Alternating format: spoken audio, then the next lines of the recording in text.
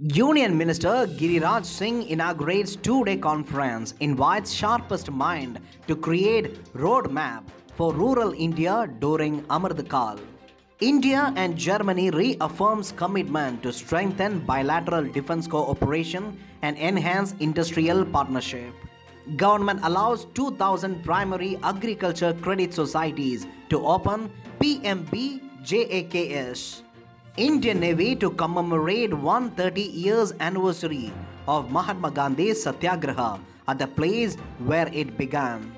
President Draupadi Murmu conferred with the highest civilian honor of Suriname. Convention on the Conservation of Migratory Species of Wild Animals. Turkmenistan, Afghanistan, Pakistan and Indian pipeline. Pradhanmantri Krishi Sinchai Yojana. Agni Prime Missile. Andardrashti Dashboard.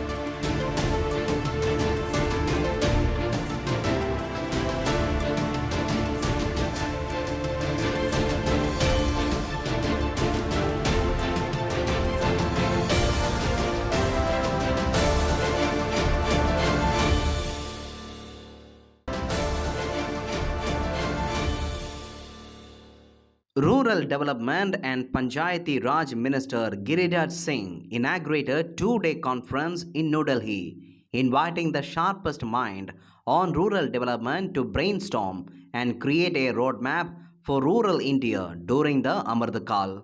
The two-day conference is titled Evolving India, Reimagining Rural Development for Shared Prosperity. In his keynote address, Mr. Singh said that today there are lakhs of success stories emerging of SHG women who have done exemplary work across India, reflecting the transformation brought about by the policies and initiatives of DAY NRLM.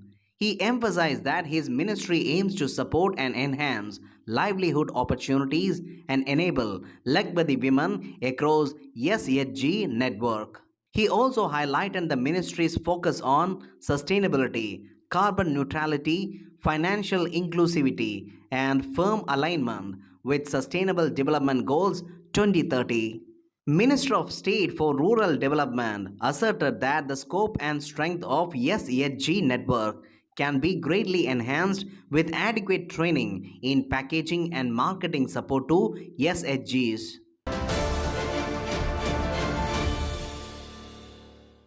India and Germany have reaffirmed their commitment to strengthen bilateral defense cooperation and explore ways to further enhance defense industrial partnership. The decision was taken during a delegation level talk between Defense Minister Rajnath Singh and German Defense Minister Boris Pistorius in New Delhi. In the meeting, both leaders discussed regional issues and shared priorities of both nations.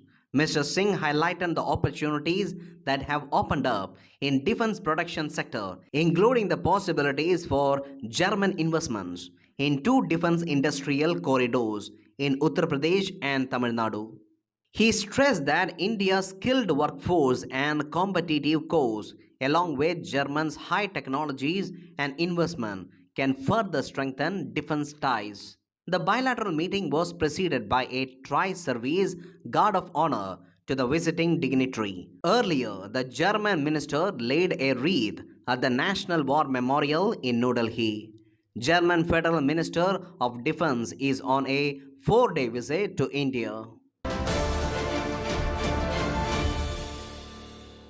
The government has decided to allow 2,000 primary agriculture credit societies back to open Pradhanmantri Bharati Jan Aushadhi Kendras across the country.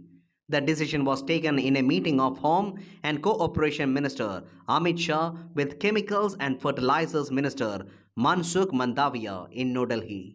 2,000 packs across the country will be identified to open Pradhanmantri Bharati Jan Aushadhi Kendras. 1,000 Pradhanmantri Bharati Jan Aushadhi Kendras will be opened by August this year and another 1,000 by December 2023. This important decision will not only increase the income of packs and create employment opportunities but will also make medicines available at affordable prices to the people, especially those living in rural areas. More than 9,400 Pradhan Mantri Bharatiya Jan Aushadhi Kendras have been opened across the country till now. 1,800 types of medicines and 285 other medical devices are available in these Jan Aushadhi Kendras. Medicines at Pradhan Mantri Bharatiya Jan Aushadhi Kendras are available at 50 to 90% lesser rate in comparison to the branded medicines. The eligibility criteria for the individual applicants to open Pradhan Mantri Bharatiya Jan Aushadhi Kendras is to have D Pharma or B Pharma. Any organization, NGO, charitable organization and hospital can apply for this by appointing B Pharma or D Pharma degree holders. The Indian Navy will participate in a commemorative event to mark 130 years of the start of struggle against apartheid at the Pietermaritzburg railway station near Durban. INS Trishul, a friendline warship of Indian Navy, is visiting Durban till 9th June to commemorate the 130th anniversary of the 7th June 1893 incident at Pietermaritzburg railway station, as also 30 years of re-establishment of diplomatic relations between India and South Africa. The ship will participate in a commemorative event at Pietermaritzburg railway station, which would include paying floral tributes at the plinth of Mahatma Gandhi and a performance by the Indian Navy Band. The ship will also participate in other professional and social engagements during the visit. Mahatma Gandhi arrived in Durban, South Africa in 1893 to serve as a legal counsel to the merchant Dada Abdullah. On 7th June 1893, during a trip to Pretoria, he first arrived at Pietermaritzburg railway station. Gandhiji, who was seated in the first class compartment after having purchased a ticket, was evicted from the compartment at the behest of a European, since as per his coolies and non-whites were not permitted in first-class compartments. This incident is considered to be the trigger that led Gandhiji's fight against racial oppression and to the birth of Satyagraha. President Draupadi Murmu has been decorated with the highest civilian honor of Suriname. She received the honor from the President of the Republic of Suriname. President Murmu is the first Indian to receive this award. Accepting the highest honor bestowed upon her, the President said that this recognition holds tremendous significance for not just her, but for more than 1.4 billion Indians whom she represents. She also extended her heartfelt gratitude to the government of Suriname and said that the award symbolizes the enduring bond of cooperation between the two nations. President Murmu is on 3-day visit to Suriname. Murmu held delegation-level talks with her Surinamese counterpart. During the discussion, the president noted that, like India, Suriname is also a diverse country where people of different castes, languages, and religions live in peace and harmony. She said that deep historical and cultural ties provide the foundation for the India-Suriname multifaceted and modern partnership. She was happy to note that Hindi is widely spoken in Suriname, which reminds her of her motherland.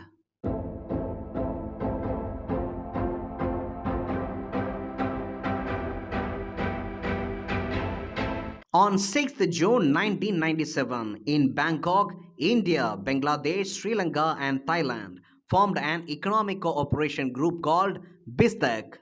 On 8th June 1948, India's first airline, Air India, started air service between India and Britain.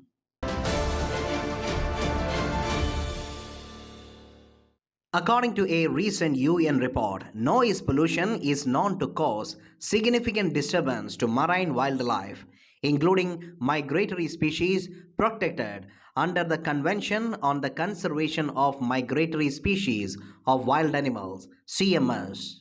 CMS, also referred to as the Bonn Convention, is an environmental treaty under the aegis of United Nations Environmental Programme. It was signed in Bonn, Germany on 23rd June 1979. It provides a global platform for the conservation and sustainable use of migratory animals and their habitats. CMS is the only global and UN based intergovernmental organization established exclusively for the conservation and management of terrestrial, aquatic, and avian migratory species throughout their range. The parties to the convention acknowledge the importance of conserving migratory species and the need to pay special attention to species whose conservation status is unfavorable. India has been a party to the CMS since 1983. India has also signed non-legally binding MOU with CMS on the conservation and management of Siberian cranes, marine turtles, dugongs, and raptors. To speed up work on Turkmenistan, Afghanistan, Pakistan, and India TAPI gas pipeline project and finish the feasibility study as soon as possible. Pakistan and Turkmenistan recently signed a joint implementation plan. It is an 1,814-kilometer pipeline that aims to transport 33 billion cubic meters of gas from Turkmenistan to Afghanistan, Pakistan, and finally India. It is also called Peace Pipeline. It will start from Galkanish gas field in Turkmenistan. It will pass then through Afghanistan and Pakistan to finally reach Indian town of Fasilka near the Indo-Pak border. At full capacity, the pipeline will transport 33 billion cubic meters of natural gas annually from TKM to respective buyers in Afghanistan, Pakistan, and India. During the 30-year commercial operations period, the project comprises the procurement, installation, and operation of the pipeline and related facilities with Pakistan and Afghanistan. The project was originally conceived in 1990s and an intergovernmental agreement was signed in 2010 by the heads of 4 member nations. A gas pipeline framework agreement was signed in December 2010 and a bilateral gas sale agreement was signed in May 2013. In February 2018, a groundbreaking ceremony for Afghanistan section of the TAPI gas pipeline was held in western Afghan city of Herat. The TAPI project is being funded by the Asian Development Bank, which is also acting as the transaction advisor for the development. Turkmenistan took a loan of $700 million from the Islamic Development Bank for financing the project in December 2016. The remaining 3 countries made an initial investment of $200 million in this TAPI project. Under the Pradhanmantri Krishi Sinchai Yojana, Aadhaar cards being misused to create beneficiaries under per drop more crop scheme in Jharkhand state has been revealed. It was launched in 2015 to improve farm productivity and ensure better utilization of the resources in the country. The convergence of investment in irrigation at the field level, expand cultivatable area under irrigation, improve on-farm water use efficiency to reduce the wastage of water, enhance the adoption of being precise in irrigation and other water-saving technologies. It consists of 2 major components, namely Accelerated Irrigation Benefit Program Har Khet Ko Pani HKKP. It consists of 4 sub-components. In addition, PMKSY also consists of 2 components. Per drop more crop. This component is being implemented by the Department of Agriculture and Farmers Welfare. Watershed development component is being implemented by the Department of Land Resources. Recently, new generation ballistic missile Agni Prime was successfully flight tested by Defense Research and Development Organization from Dr. APJ Abdul Kalam Island. It is a short-range ballistic missile that will have a range of 1000 km to 1500 km. It is a surface-to-surface missile that can carry a payload of around 1000 kg or a nuclear warhead. It incorporates new propulsion systems and composite rocket motor, casing as well as advanced navigation and guidance system. Ballistic missiles are launched directly into the upper layers of the Earth's atmosphere.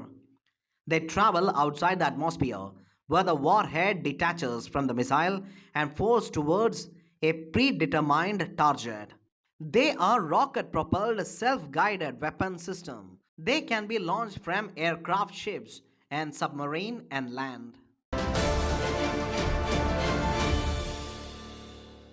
Recently, the Reserve Bank of India governor launched a financial inclusion dashboard named Andardrashti. It provides the necessary knowledge to evaluate and track the development of financial inclusion by recording relevant data. It will also make it possible to access the degree of financial inclusion at a local level across the nation so that such places may be addressed.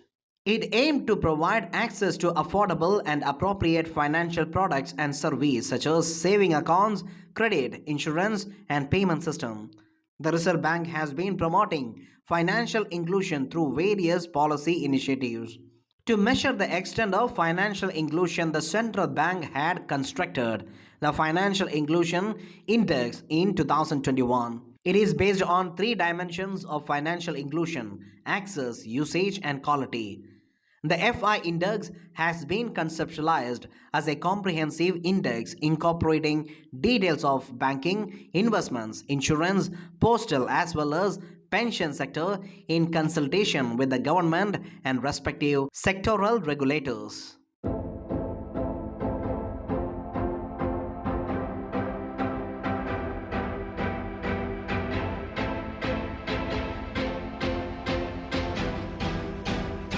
Prakash Padukone is a former Indian badminton player. He was ranked world number 1 in 1980. The same year, he became the first Indian to win All England Open Badminton Championships. He was awarded Arjuna Award in 1972 and Padma Shri in 1982 by the Government of India. He is one of the co-founders of Olympic Gold Quest, a foundation dedicated to the promotion of Olympic sports in India. Prakash was initiated into the game by his father, Ramesh Padukone, who was the secretary of the Mysore Badminton Association for many years. He spent much of his international career training in Denmark and developed close friendship with European players such as Morten Frost.